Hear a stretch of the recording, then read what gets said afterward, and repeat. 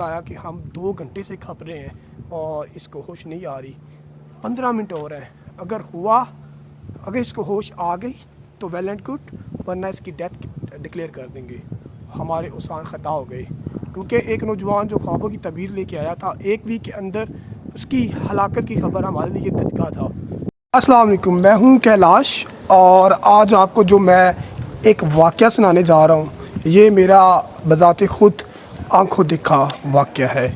ये वाक़या तकरीबन 25 जनवरी 2025 का है, जब पाकिस्तान कराची से एक नौजवान अपने ख्वाबों की ताबीर लेकर यूके पहुंचा। उस नौजवान को मैं जानता तो नहीं था, लेकिन वो नौजवान हमने एक रेंट पर घर लिया हुआ था लंदन के अंदर, वो वहाँ पर किसी रेफरेंस के ज़रिए मेरे साथ वाले रूम में आता है और इंतहाई पढ़ा लिखा। इस लड़के ने बताया कि वो कराची के अंदर एक कंपनी में हेड के तौर पर अपनी ज़िम्मेदारियाँ जो है वो सर अंजाम दे रहा था। पता नहीं किसने उसको डायरेक्शन दी या ख्वाब दिखाए या उसकी रिसर्च थी कि यूके चले जाओ, आपका जो फ्यूचर है वो बहुत अच्छा हो जाएगा। ख्वाबों की तबीर लेकर वो बंदा जब 25 जनवरी गालबन यहाँ पहुँचा तो मेरी उससे 26 को मुलाकात हुई। तो सलाम दुआ थी, तो वक्त गुजरता गया, हमने नोट किया बड़ा शहज़ादा बच्चा है और बड़ा पढ़ा लिखा समझदार था। सिगरेट वो पीता था। तो मुझे एक रात उसका मैसेज आया, मैं काम पर था, स्क्रीनशॉट जो है वो शेयर करता हूँ मैं आपके साथ। तो मुझसे पूछने लगा कैलाश भाई सिगरेट पीनी है, कहाँ से मिलेगी? तो मैंने बताया यार रात का काफ़ी टाइम हो गया है, क्योंकि हम लिटन स्टोन स्टेटफोर्ड के साथ रहते थे, आपको यहाँ से तो नहीं मिलेगी। You have to go green street and then you can take cigarette, क्योंकि वो देसी इलाका था, वहाँ से सिगरेट मिल जाती थी। खैर उसने कहा ओके मैं जाता हूँ। खैर 2-3 दिन गुज़रे और वो मेरे कमरे में आया एक रात। उसको यूके पहुँचे तकरीबन 1 वीक ही हुआ था। तो इस 1 वीक के दौरान वो अपनी सीवीज़ जो है वो लेकर मुख्तलिफ़ ऑफ़िस जाता रहा ताकि उसको जॉब जो है वो मिल जाए। तो वो मुझे शेयर भी करता रहा। तो एक रात वो मेरे पास आया और मुझे कहता है कैलाश भाई मैं नमाज़ पढ़ लूँ, और टाइम था 1 बजे का। तो मैंने कहा शहजाद भाई पढ़ लें।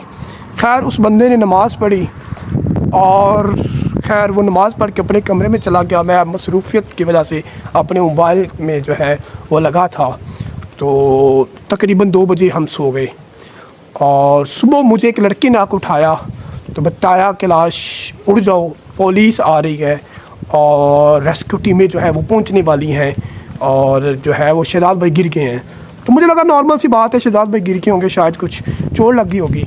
तो मैं पहुंचा तो वो गिरे हुए थे, बेहोश थे। तो ज़हनो गमान में भी नहीं था कि क्या होने वाला है। जो डॉक्टर थे वो अपना सारा सामान लेके पहुंचे, सारा चेकअप हुआ और डॉक्टर ने बताया कि हम 2 घंटे से खप रहे हैं और इसको होश नहीं आ रही। 15 मिनट और हैं, अगर इसको होश आ गई तो वेल एंड गुड, वरना इसकी डेथ डिक्लेयर कर देंगे। हमारे उसान ख़ता हो गए, क्योंकि एक नौजवान जो ख्वाबों की तबीर लेके आया था, 1 वीक के अंदर उसकी हलाकत की खबर हमारे लिए धचका था। कोई आधा घंटा और लगा और उसके बाद उसकी डेथ हो गई और हमारे लिए ये जो हो और हमारे लिए इंतहाई तकलीफ़दा अमल था, क्योंकि हमारे सामने एक नौजवान जो ख्वाबों की तबीर लेके कराची से लंदन पहुंचा और वो अपनी जो है वो असल में मौत को लेकर लंदन पहुंचा था। खैर पुलिस आई, इन्वेस्टिगेशन हमारी हुई कि किसी ने उसको किल तो नहीं किया, मारा तो नहीं है। टाइम गुज़रा और तकरीबन 3 से 4 दिन पोस्टमार्टम फॉर्मेलिटीज़ पूरी हुई। कि बहन भाई के साथ हमारा रब्ता था, हम उनको हर सूरत हाल से आगाह कर रहे थे और उसने हमें बताया और हमने उसको क्लियर किया कि डॉक्टर कह रहे हैं कि अगर उसको होश ना आया फर्दर टाइम में तो वो उसकी डेथ को डिक्लेयर करेंगे। तो वो बड़ा परेशान हुआ और कहने लगा उसकी माँ को कैसे बताऊँ। जब ये अल्फाज सुने तो हमारी आंखों से जो है वो ज़ोरो कतार आंसू थे कि एक माँ कैसे बर्दाश्त करी कि एक नौजवान बेटी की डेथ को। खैर वो बेचारा काफ़ी टाइम लिया और फिर उसने उसके घर वालों को बताया और जो उनके हालात थे तो वो मैं आपसे शेयर नहीं कर सकता। समझ सकते हैं कि जवान बेटा, ख्वाबों की तबीर और वफ़ात पा जाना। तो ये हमारे लिए सबक है कि जहाँ पर मौत इंसान की लिखी होती है वहाँ पर उसको लेकर आती है और मौत पीछा नहीं छोड़ती। और ख्वाबों की जो तबीर है वो इंसान को एक कब्र में दफन करके रख देती है। मज़ीद वीडियोज़ के लिए हमारे चैनल को सब्सक्राइब कीजिए। शुक्रिया।